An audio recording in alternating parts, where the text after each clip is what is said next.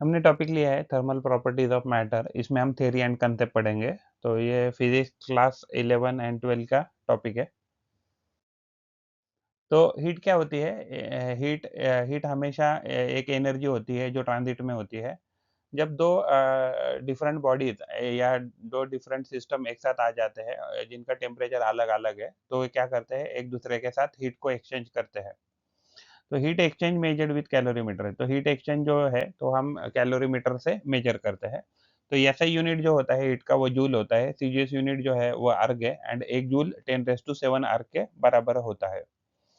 Calorie क्या होता है? एक थर्मोडायनेमिक यूनिट होता है हीट का। तो एक कैलोरी 1 कैलोरी होता है 4.184 जूल के बराबर। तो हीट एक डिराइव्ड क्वांटिटी है। तो इसके डायमेंशन है m1 l2 t-2 and k⁻0, यानी कि k0 भी कह सकते हैं। टेम्परेचर क्या है? तो टेम्परेचर एक फिजिकल क्वांटिटी है जो डिफाइन करती है एक थर्मोडायनेमिक स्टेट ऑफ सिस्टम को। एंड जितने एवरेज काइनेटिक एनर्जी होती है किसी भी पर्टिकुलर बॉडी में, ये इसके यानी एटम के पास या मॉलिक्यूल के पास, तो उसका एवरेज जो काइनेटिक एनर्जी है उसको ही हम टेम्परेचर कहते हैं। तो जितना ज़्यादा काइनेटिक एनर्जी रहेगा उतना वाइब्रेशन उनके मॉलिक्यूल्स के या एटम के हो वो ज़्यादा रह जाएंगे। तो उसकी वजह से टेम्परेचर बॉडी का क्या होता रहेगा, तो वो हायर हायर होता रहेगा।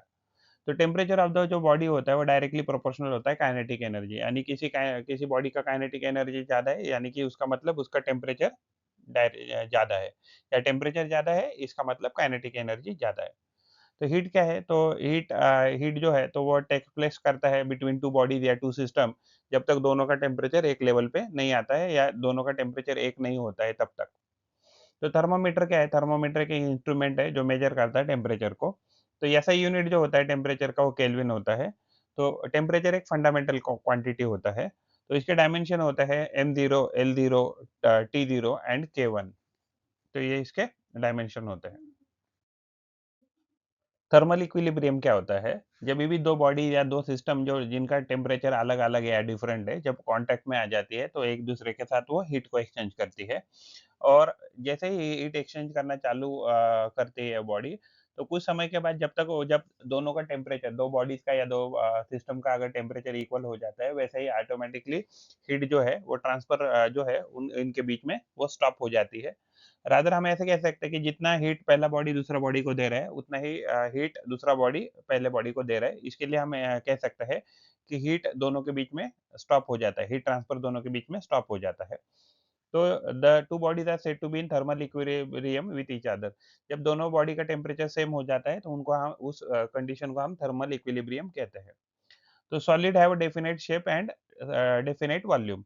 तो ये किसके लिए होता है, किस वजह से होता है? तो सॉलिड के जो पार्टिकल होते हैं उनके पास पोटेंशियल एनर्जी होता है, जिसके वजह से उनके जो इंटर एटोमेटिक जो फोर्स इंटर एटॉमिक जो फोर्सेस होते हैं, तो वो इंटर एटॉमिक फोर्सेस जो है तो पार्टिकल के जो बॉडी है, तो बॉडी के पार्टिकल को टुगेदर रखता है, बाइंड करके रखता है at a some mean fix position. तो इसकी वजह से क्या होता है कि उस बॉडी को पर्टिकुलर शेप भी आ जाता है, पर्टिकुलर वॉल्यूम भी उसके पास आ जाता है। सॉलिड पार्टिकल के पास पोटेंशियल एनर्जी होता है। तो सॉलिड पार्टिकल जो होते हैं तो उनके पास इंटर एटॉमिक फोर्सेस होते हैं, जिसकी वजह से जो पार्टिकल होते हैं वो एक दूसरे को पकड़ के रखते हैं, एंड जिसकी वजह से दोनों के दो पार्टिकल के बीच में एक मीन फिक्स पोजीशन पे वो एक दूसरे के साथ कंबाइंड स्टेट में या जॉइंट स्टेट में रहते हैं। तो heat supply to solid at melting point, अगर हम बॉडी को हीट सप्लाई करते हैं एट मेल्टिंग पॉइंट, तो क्या हो जाएगा? तो एवरेज काइनेटिक एनर्जी जो है तो वो पार्टिकल का या बॉडी का चेंज नहीं होता है। तो temperature of the body constant रहता है, या इट रिमेन्स कांस्टेंट। एंड जो भी एनर्जी हमने सप्लाई की है तो वो क्या करता है, तो जो बॉन्ड है बिटवीन द टू एटम्स या टू मॉलिक्यूल्स, तो वो उनको वीक करने में ये सारी एनर्जी यूटिलाइज की जाती है। तो जो ऑर्डर ऑफ मैग्नीट्यूड है, the average distance between the molecule remain the same, the solid substance melt into the liquid. यानी कि दो मॉलिक्यूल के बीच में या दो एटम के बीच में जितना भी पहले डिस्टेंस था लगभग वो उतना ही रहता है, एंड धीरे धीरे सॉलिड जो है वो लिक्विड में मेल्ट होना चालू हो जाता है। एंड फाइनली मेल्टिंग पॉइंट में क्या हो जाता है, पूरा जो सॉलिड है वो कंप्लीटली मेल्ट हो जाता है। उसको अगर सफिशिएंट एनर्जी हमने प्रोवाइड की तो पूरा सॉलिड मेल्ट हो जाता है लिक्विड में। तो density of liquid at a melting point nearly same as the density of solid at melting point. ये किसकी वजह से होता है? तो जैसे ही during the change of state from solid to liquid, mass of a substance does not change. जैसे हमने किसी चीज को गर्म किया, तो क्या होता है कि सॉलिड से जब लिक्विड हो जाता है तो उसका मास चेंज नहीं होता है, एंड मीन पोजीशन जो है पार्टिकल के बीच में वो भी अल्टर नहीं होता है एट अ मेल्टिंग पॉइंट। तो जिसकी वजह से क्या होता है कि वॉल्यूम भी कांस्टेंट है एंड मास भी कांस्टेंट है, और डेंसिटी क्या है, तो डेंसिटी डिपेंड करता है मास में और वॉल्यूम में। हमने देखा मास भी चेंज नहीं हो रहा है एंड वॉल्यूम भी चेंज नहीं हो रहा है। तो इसकी वजह से क्या हो जाएगा, डेंसिटी जो है, तो density at melting point is nearly same as density of solid at melting point. तो हीट अगर हम सप्लाई करते हैं किसी लिक्विड को एट फ्रीजिंग पॉइंट, तो क्या हो जाएगा, तो on heating the atom and molecule जो है, तो वो काइनेटिक एनर्जी गेन कर लेंगे, जिसकी वजह से टेम्परेचर ऑफ द लिक्विड क्या हो जाएगा, तो इंक्रीज हो जाएगा। तो एक्स्ट्रा एनर्जी जो भी सप्लाई की गई है, तो वो फर्दर जो दो एटम के बीच में या दो मॉलिक्यूल के बीच में जो भी बॉन्ड है, तो उसको वीक करने के लिए ये एनर्जी का इस्तेमाल किया जाएगा।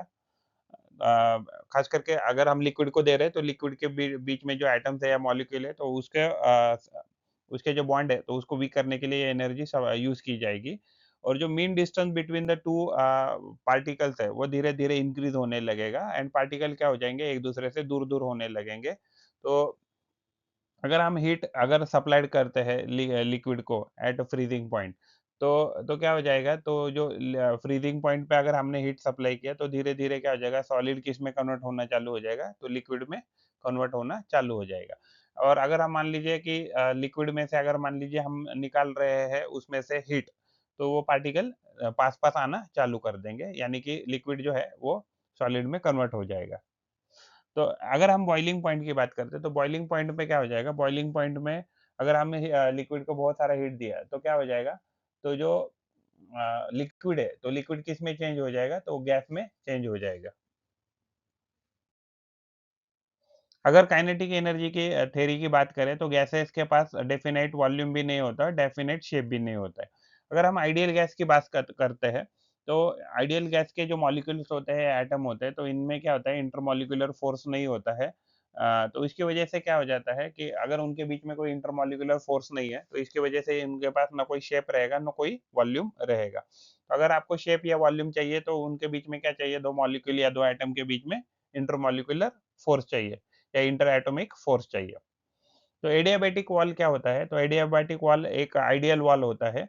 तो ये एक आइडियल कंसेप्ट है, जिसमें एक पार्टीशन होता है या वॉल होता है, जो दो सिस्टम को या दो बॉडीज को सेपरेट आउट करता है। और एडियाबैटिक जो वॉल होता है, वो हीट एक्सचेंज होने नहीं देता है बिटवीन द टू सिस्टम या टू बॉडीज। तो ये एक परफेक्ट थर्मल इंसुलेटर की तरह काम करता है। लेकिन exactly ideal adiabatic wall exist नहीं करती है। तो जनरली ये रिप्रेजेंटेड किया जाता है बाय द क्रॉस शेडेड, यानी स्लैंटिंग लाइन दिखाया जाता है उस दैट पर्टिकुलर रीजन, तो इससे हम एडियाबैटिक वॉल शो कर सकते हैं। डायथर्मिक वॉल क्या रहता है, डायथर्मिक जो वॉल होता है, तो ये ऐसा पार्टीशन होता है, ऐसा वॉल होता है जो एक्सचेंज करता है heat energy between the to system या टू बॉडीज। तो ये एक परफेक्ट थर्मल इंसुलेटर नहीं होता है, डायथर्मिक, रादर ये क्या करता है, तो ये हीट को एक्सचेंज होने देता है। तो इसके एग्जांपल है partition like thin sheet of copper अगर हम लेते हैं, तो थिन शीट ऑफ कॉपर जो अंदर का जो मटेरियल है उसके अंदर का, तो वो उसका हीट धीरे धीरे एनवायरनमेंट में बाहर चला जाएगा।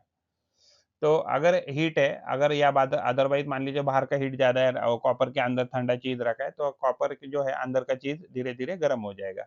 तो ये रिप्रेजेंट किया जाता है by thick dark region draw करके। तो जीरथ लॉ ऑफ थर्मोडायनेमिक्स क्या कहता है, अगर मान लीजिए अगर दो बॉडीज है ए एंड बी, और ए का टेम्परेचर जितना है उतना ही बी का टेम्परेचर, ऐसा मान के चले, एंड दूसरी और दो बॉडीज है ए एंड सी, तो ए का जितना टेम्परेचर है उतना ही टेम्परेचर मान लीजिए सी का है, तो हम ऐसे कह सकते हैं बी एंड सी का भी टेम्परेचर क्या है, तो सेम रहेगा।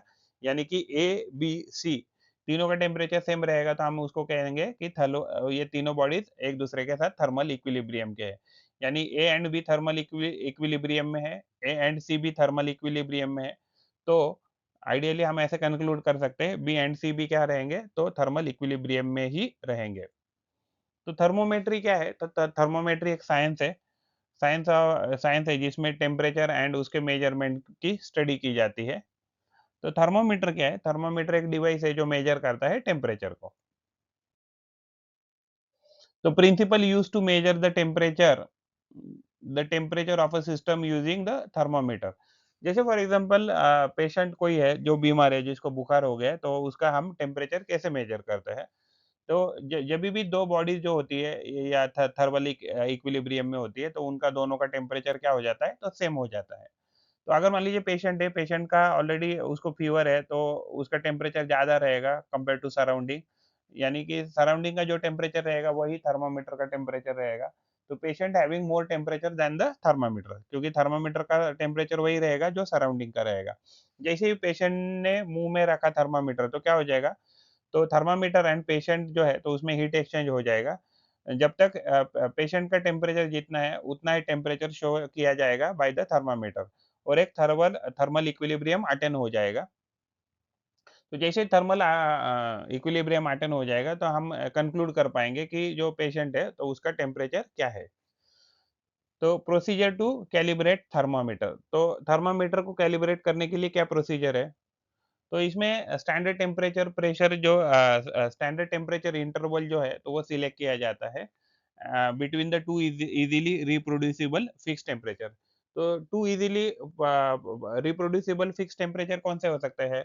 तो जनरली हम लेते हैं उसके freezing point and boiling point. Freezing point यानी जिसमें लिक्विड जो है, तो सॉलिड में कन्वर्ट हो जाता है, एंड बॉइलिंग पॉइंट एक ऐसा टेम्परेचर जहाँ लिक्विड जो है वो गैसियस फेज में कन्वर्ट होता है, या अदरवाइज गैस फेज जो है वो लिक्विड फेज में कन्वर्ट होता है। जनरली हम water as a reference point लेते हैं, वाटर लिक्विड लेते हैं। तो फेज चेंज जब होता है, फेज चेंज टेम्परेचर जो होते हैं, तो वो रेफरेंस पॉइंट जनरली लिए जाते हैं, यानी melting point and boiling point of water.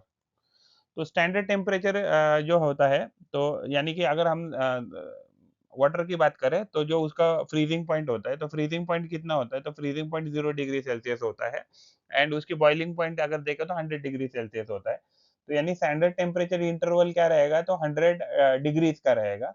तो यानी कि एक एक उसका जो इंटरवल रहेगा, तो वो सब इंटरवल को हम क्या कहेंगे, 1 डिग्री सेल्सियस कहेंगे। आइस पॉइंट क्या होता है? आइस पॉइंट एक ऐसा टेम्परेचर होता है जिसमें वाटर जो होता है वो फ्रीज हो जाता है at one standard atmospheric pressure, यानी कि स्टैंडर्ड एटमॉस्फेरिक प्रेशर पे जो प्योर वाटर है वो किस में कन्वर्ट हो जाता है, तो लिक्विड जो है वो सॉलिड में कन्वर्ट हो जाता है। स्टीम पॉइंट क्या है? स्टीम पॉइंट एक ऐसा टेम्परेचर है एट एसटीपी हम कह सकते हैं, एट विच प्योर वाटर जो है जो बॉईल हो जाता है इनटू स्टीम, या अदरवाइज स्टीम जो है वो चेंज हो जाती है लिक्विड वाटर में। तो वो जनरली ये 100 डिग्री सेल्सियस पे होता है, एंड आइस पॉइंट जो है वो अराउंड 0 डिग्री सेल्सियस पे होता है। तो सेल्सियस स्केल क्या है? तो सेल्सियस स्केल एक मेजरमेंट यूनिट है जो टेम्परेचर को हम मेजर करते हैं। तो आइस पॉइंट जो है, तो उसको हम 0 डिग्री सेल्सियस मानते हैं, एंड जो बॉइलिंग पॉइंट है वाटर का, प्योर वाटर का, तो उसको हम 100 डिग्री सेल्सियस मानते हैं।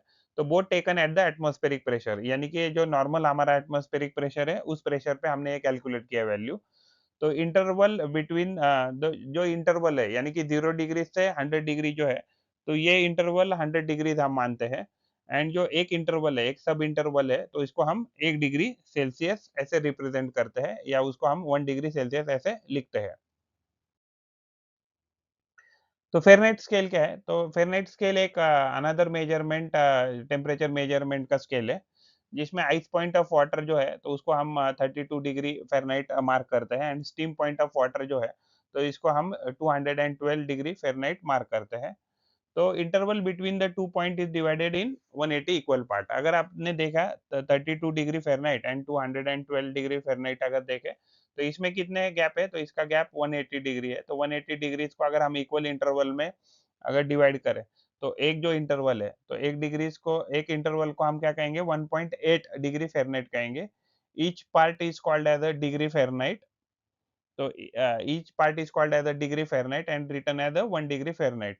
तो वो जनरली अगर हम डिग्री सेल्सियस से कंपेयर करें, तो वो कितना हो जाएगा, तो वो ऑलमोस्ट 1.8 डिग्री सेल्सियस के आसपास आ जाएगा। तो थर्मामीटर की बात करें, तो थर्मामीटर एक इंस्ट्रूमेंट है जो टेम्परेचर को मेजर करने के लिए यूज किया जाता है। तो जब प्रॉपर्टी ऑफ सब्सटेंस क्या होता है, जैसे ही टेम्परेचर अगर बदल जाता है, तो उस बेसिस पे कंस्ट्रक्शन ऑफ थर्मामीटर किया जाता है, यानी कि अगर उसमें जो मान लीजिए लिक्विड है, तो लिक्विड टेम्परेचर के साथ आइदर वो एक्सपैंड करेगा, यानी कि टेम्परेचर बढ़ा तो वो उसका वॉल्यूम बढ़ेगा और टेम्परेचर अगर गिरता रहा यानी कि लो होता रहा, तो उसका जो वॉल्यूम है वो कम होता रहेगा। तो यानी कि हम ऐसा एक सब्सटेंस लेते हैं कि जो टेम्परेचर के साथ वैरी करता है, जिसको हम thermometric property of that particular substance ऐसे कहते हैं। तो इसके टाइप्स क्या-क्या है? तो इसके टाइप जो होते हैं थर्मामीटर के, वो कांस्टेंट वॉल्यूम गैस थर्मामीटर होता है, लिक्विड गैस थर्मामीटर होता है, उसके बाद मर्क्यूरी थर्मामीटर होता है। मर्क्यूरी जो थर्मामीटर होता है, वो -39 डिग्री सेल्सियस से 357 डिग्री सेल्सियस तक मेजर कर सकता है टेम्परेचर। तो -39 जो है, तो ये उसका क्या है, तो फ्रीज़िंग पॉइंट है, यानी कि -39 से नीचे अगर हम जाएँगे, यानी कि तो क्या हो जाएगा, यानी -40 वगैरह जाएँगे, तो ये मर्क्यूरी जो है वो फ्रीज़ हो जाएगा। एंड अबव 340 358 में अबव 357 अगर हम जाएँगे, तो मर्क्यूरी जो है वो वोलेटाइल यानी वेपराइज़ हो जाएगा। यानी लिक्विड से किसमें कन्वर्ट हो जाएगा, तो गैस में कन्वर्ट हो जाएगा। अल्कोहल थर्मामीटर जो होता है वो भी टेम्परेचर मेजर करने के लिए यूज़ किया जाता है। But generally near ice point जितने भी टेम्परेचर है उसको मेजर करने के लिए हम अल्कोहल थर्मामीटर का इस्तेमाल करते हैं।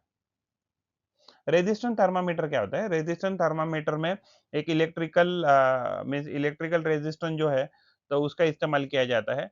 तो पर्टिकुलर टेम्परेचर पे मेटल वायर जो है, वो पर्टिकुलर इलेक्ट्रिकल रेजिस्टेंस शो करती है।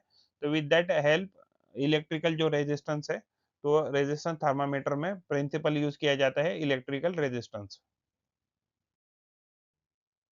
थर्मामीटर कैरेक्टरिस्टिक्स यानी अगर हम आइडियल थर्मामीटर की बात करें, तो उसके पास क्या-क्या कैरेक्टरिस्टिक्स होनी चाहिए? तो थर्मामीटर जो है, तो ये सेंसिटिव होना चाहिए, इसमें नोटिसेबल चेंज होना चाहिए इन द थर्मोमेट्रिक प्रॉपर्टी, यानी थोड़ा भी अगर चेंज हो गया, तो उसका जो भी अंदर का जो भी मटेरियल यूज़ किया है, तो थर्मोमेट्रिक प्रॉपर्टी इमीडिएटली उसमें नोटिसेबल चेंज शो करना चाहिए। तो it has to be accurate and उसका जो भी रीडिंग है, तो यानी कि हम अलग-अलग मटेरियल एंड अलग-अलग सब्सटेंस के लिए भी अगर मेजरमेंट करें, तो वो एक्यूरेट रीडिंग देना चाहिए एंड इजीली रिप्रोड्यूसिबल होना चाहिए, यानी कि उसके जो बॉइलिंग पॉइंट है या फ्रीजिंग पॉइंट है, वो इजीली हमें रेप्लिकेट करके आने चाहिए, तभी जाके हम उस थर्मामीटर को यूज़ कर सकते हैं।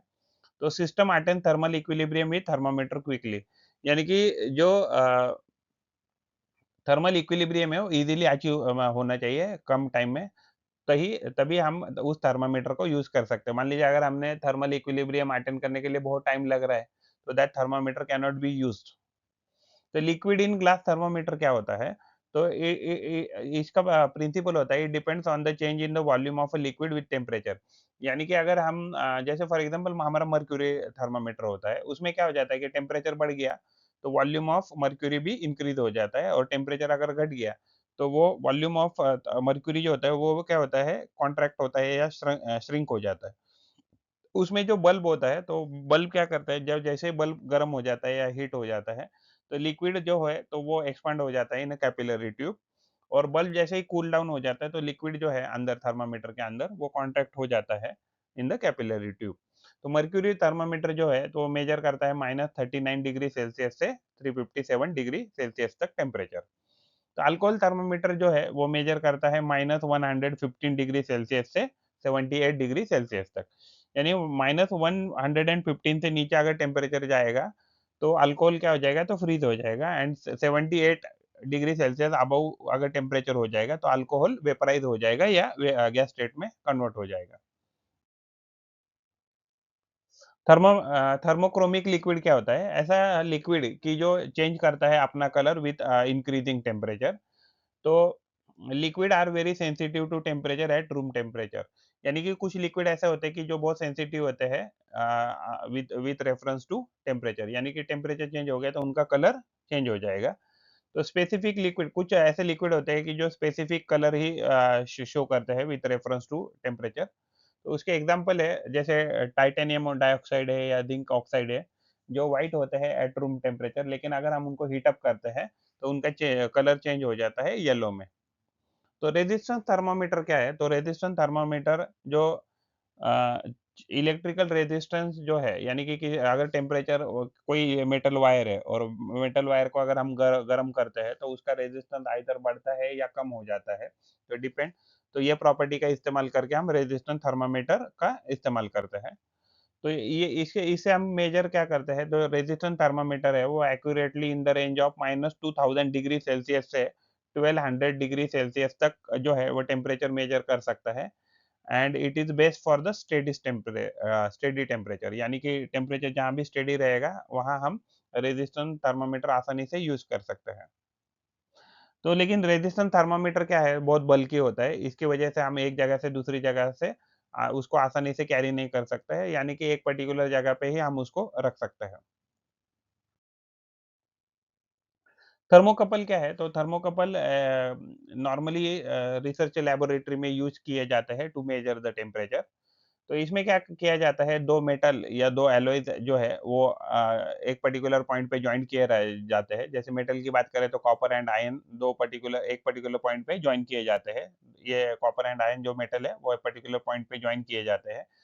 एंड जंक्शन जो है तो ये अगर उसको मान लीजिए टेम्परेचर डिफरेंस में अगर रख दिया, यानी कि एक पर्टिकुलर एंड को अगर हमने ठंडे कूल टेम्परेचर में रख दिया, एंड पर्टिकुलर दूसरे जो एंड है उसको अगर हम गर्म इसमें रख दिया, टेम्परेचर में रख दिया, तो जंक्शन जो है तो एक इलेक्ट्रोमोटिव फोर्स प्रोड्यूस करता है because of the difference in temperature which is being kept at a two different end.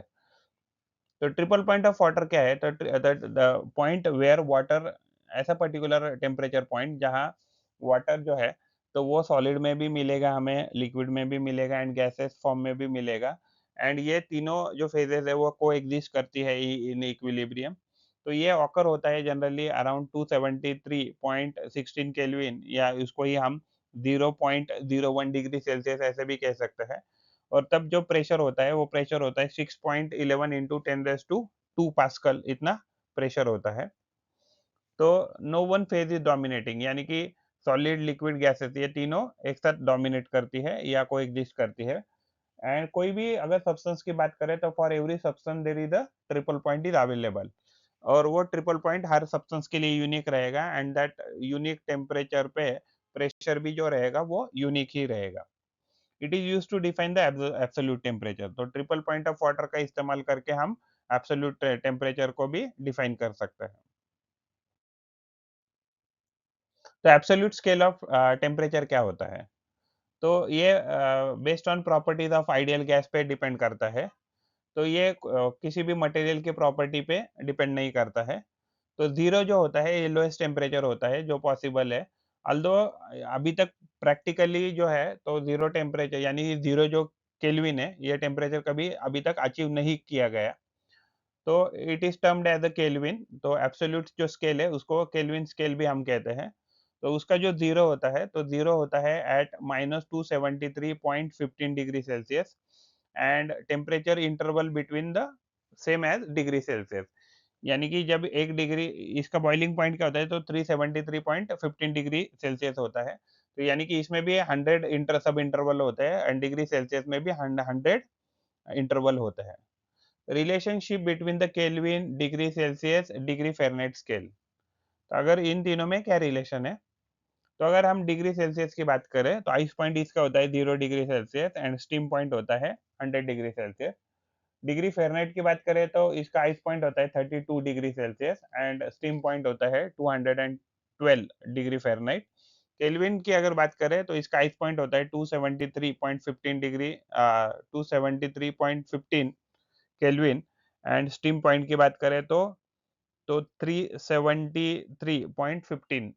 तो ये इतना केल्विन उसका टेम्परेचर होता है।